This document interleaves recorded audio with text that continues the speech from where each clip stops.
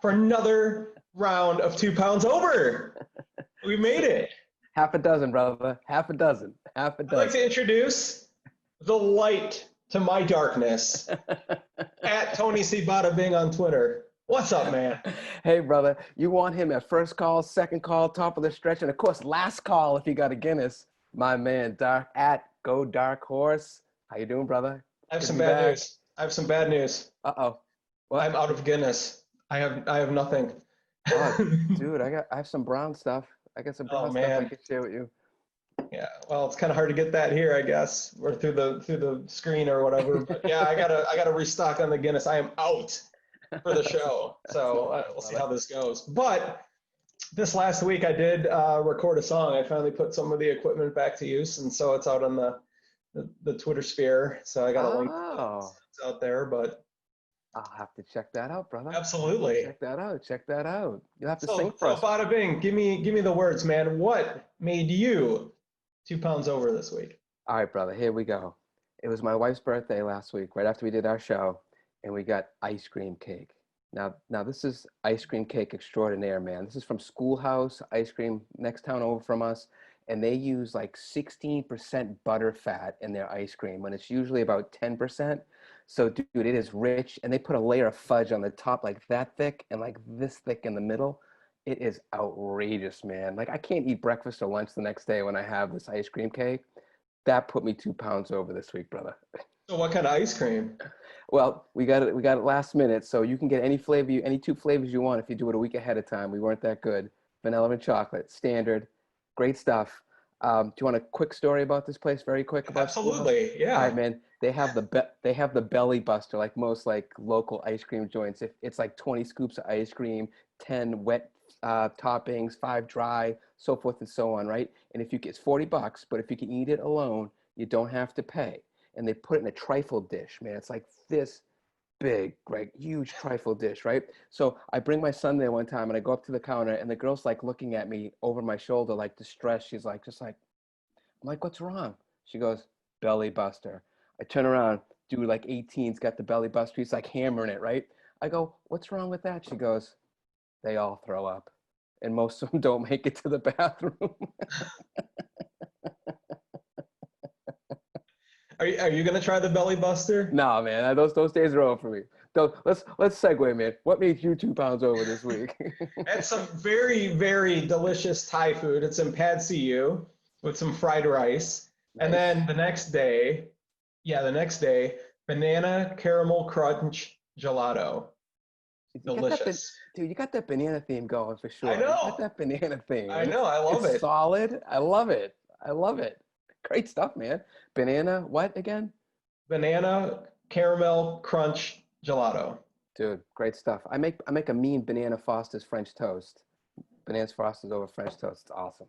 All right, you know what? Send the recipe, and then maybe we can like show how. I'm not a very good cook, but see how that turns out. I don't know.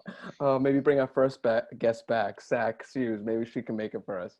She's gonna have to, because you don't want me making that anyway. So, hey, tell us about your last week here. How'd your? No, don't tell me that the 2 pounds over show has cursed you. Cursed. In the pick 5. Please tell me that you finally hit one. Okay, so I played 3 this week. I played, I think I played all weekend, or maybe Thursday, Friday, Sunday I played, okay?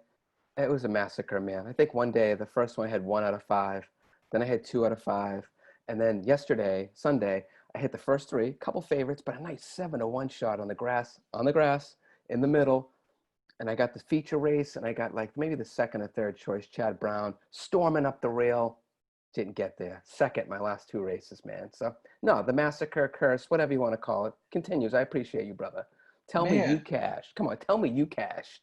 Yeah, cashed some, but another kind of break-even weekend, so nothing to write home about. Better than break-even, but none of those big scores that I've been getting for a while. So I'm thinking that maybe when Keeneland comes back around or Kentucky Downs comes back around, maybe some good opportunities there. But Woodbine's been very good to me, so I have no complaints. But yeah, nothing Nothing major to write home about this time around. So, but that's okay. That's what keeps us going, right? Dude, breaking evens ahead. Come on, breaking evens You ahead. have got to hit a pick five, though. I got to hear a winning story about one of your pick fives. I got at least one in me. My cousin and I played one a couple weeks ago. He paid for it, almost a $200 one. We had 4 out of 5. So I owe him that. So we're gonna take one big swing, and we'll see what happens, man. I'm hopeful. I'm always hopeful. Very good. I like that. Hopeful Saratoga. Very good. I like how you Yeah. threw that in there. Uh-huh. All right. Well, we've made it to the half mile pole, and we have a very special guest this week. Woohoo! None other than Mr. Twinspires himself, Ed DeRosa, who is sideways. What's going on? I know. I think all that time off. Let me do the old There he pump is. fake here. There we How's go. That's Yeah. awesome. I don't want you Hello, making Ed. the deep fake video of me. I have to give you some props, Ed, for wearing the Skyline Chili Oh t-shirt yeah. for 2 If you're gonna pounds be over. 2 pounds over, you got to earn it.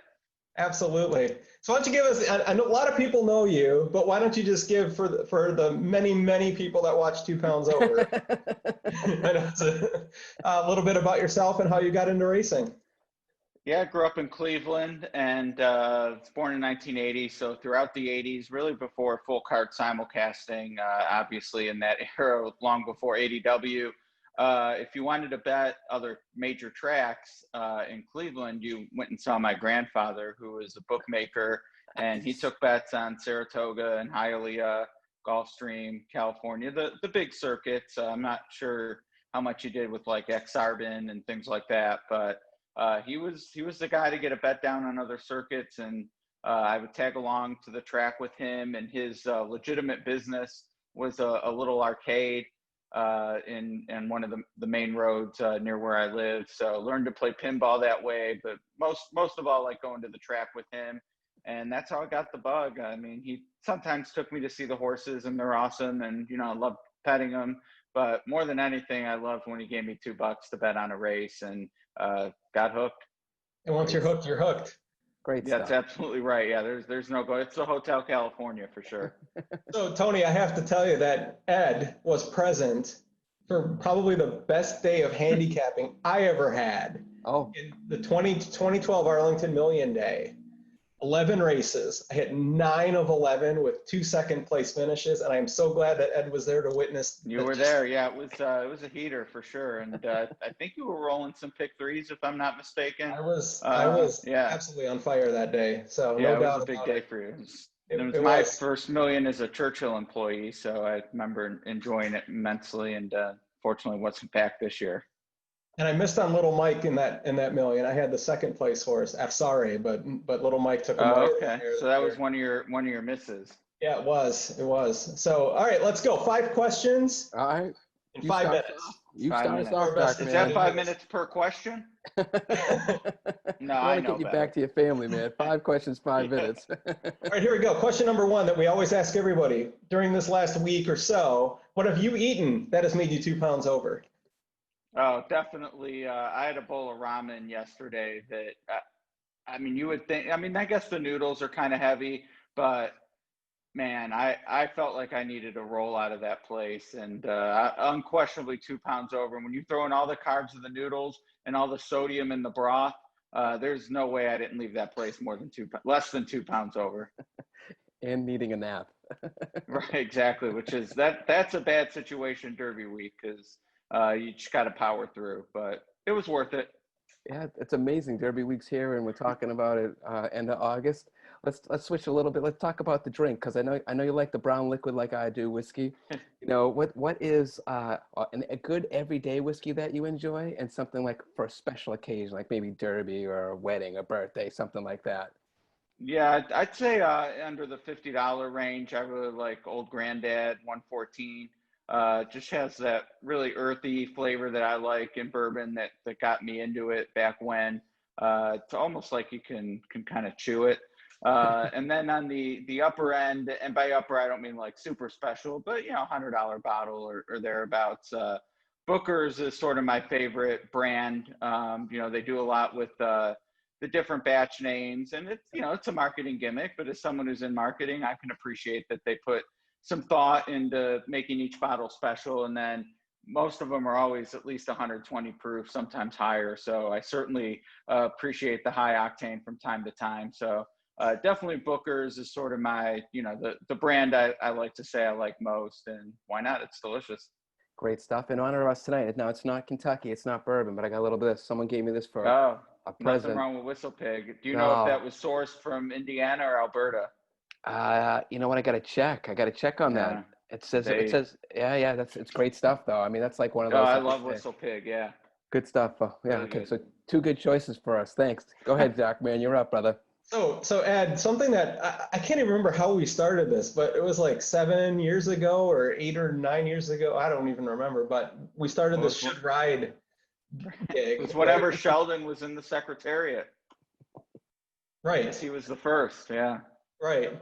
So, what is that? Do you have like a memorable one, or if maybe hypothetically, if you can't remember, maybe one that would make a lot of sense? I'm not sure. I can't think of one that I like, our favorite, so to speak. I really like the ones that either you say, or if I think, oh man, he's going to have to think about this. It's fun being clever, but I'll just say, I mean, I won't forget. I mean, I remember the origin of this. I do wish I could remember who said that whoever the actor is, I forget his name, should ride Sheldon. And I mean, I could still feel the wheels in my head grinding when he said that. Like, what does that mean? Well, why shouldn't anyone associated with a horse's name ride that horse? Why Sheldon? But for whatever reason, that year, Sheldon and the Big Bang were intertwined.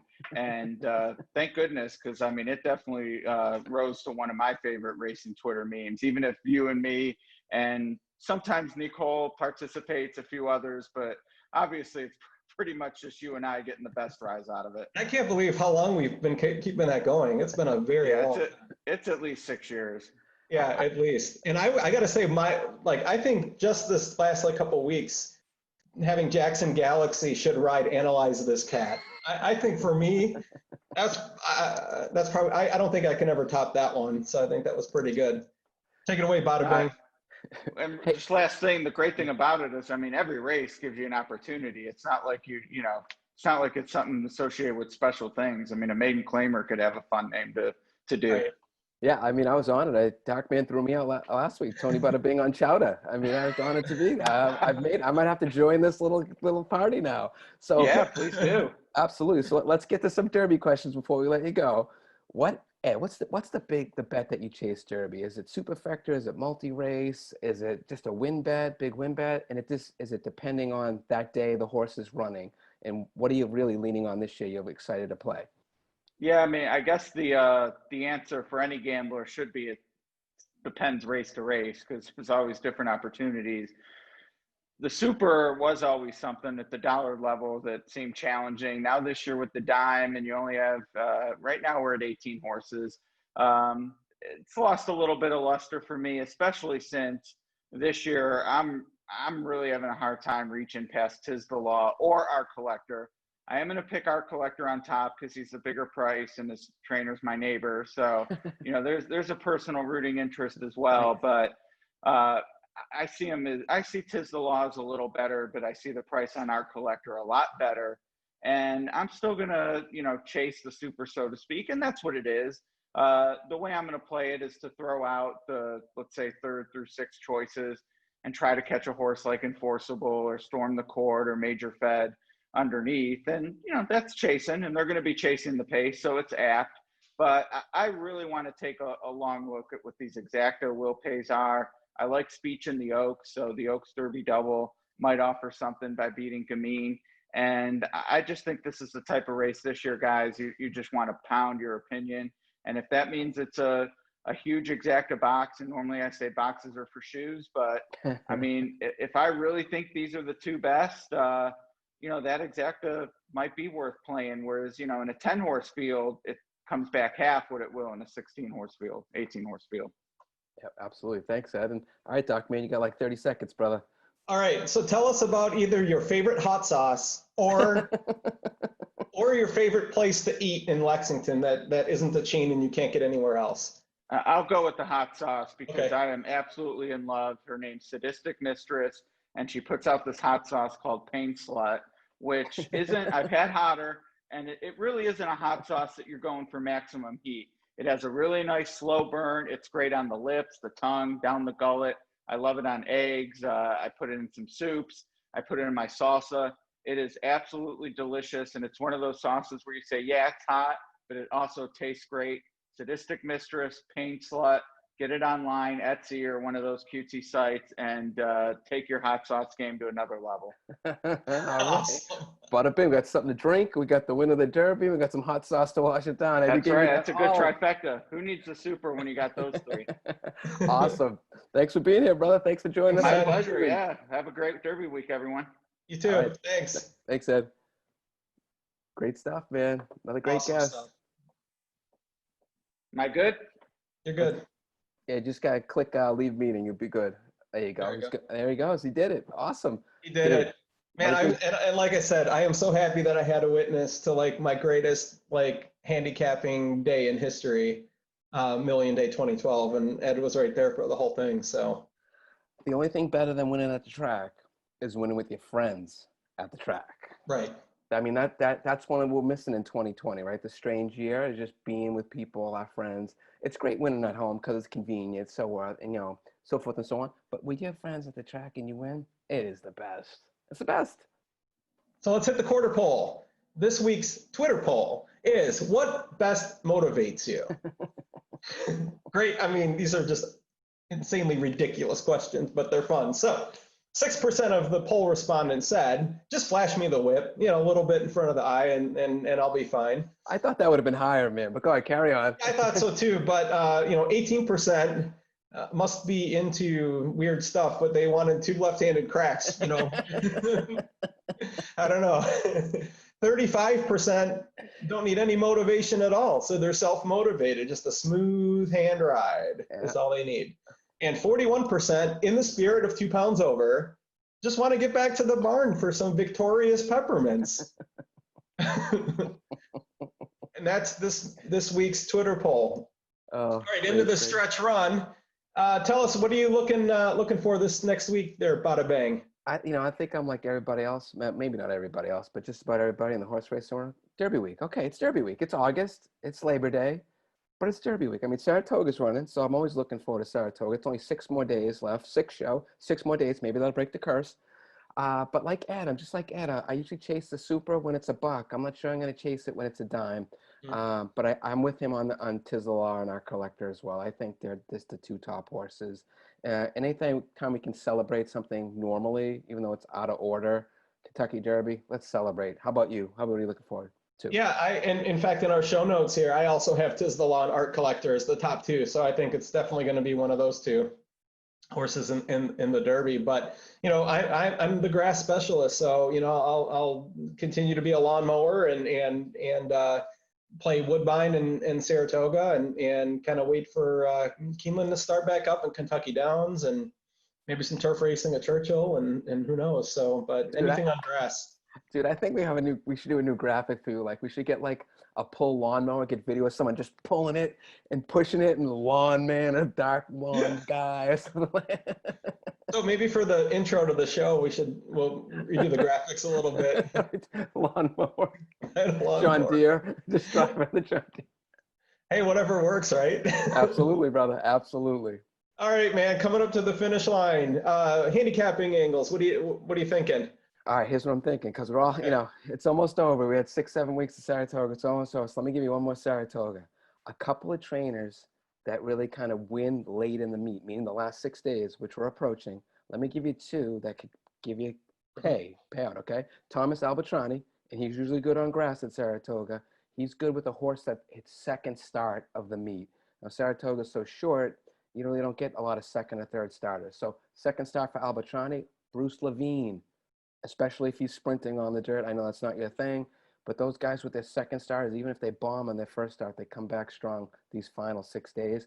And one that we always know, Steve Asmussen, whatever, however, I've heard it pronounced 2 ways now.